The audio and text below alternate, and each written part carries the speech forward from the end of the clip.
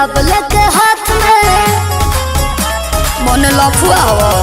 अरे बड़ी रात में दूल्हा के साथ में रोई की पफे के ना गुलाब लेके हाथ में। और क्या करता खाली हमरे पठुक टुकुता के होरे देखो ही में लागतिया लिया हो ठलिया लगा के जान मारे भैया के सलिया हो ठलिया लगा के यही के बनाला घर वालिया हो बन बलिया पहना के।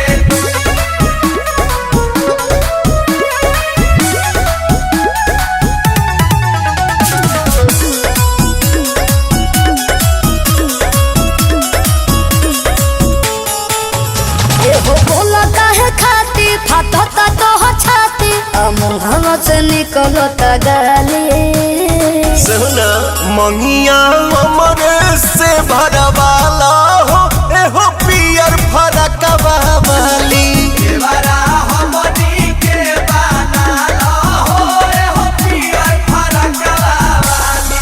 रे रे रे चल झपकाई के पयलिया हो ठलिया लगा के जान मारे भैया के सलिया हो ठलिया लगा के यही के बनाला घर वालिया हो बन बलिया पहना के।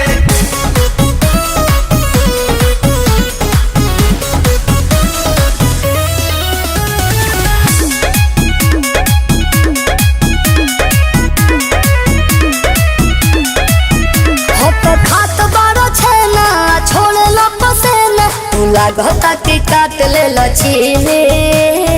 अरे पिया पवन के बनला हो हीरो कोही ना ऐसन मिले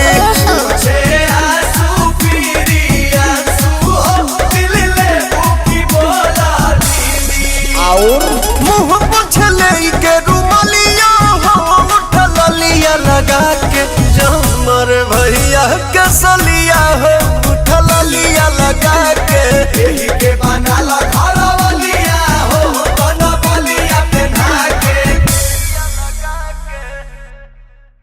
जमर भैया के सलिया हो ठलिया लगा के यही के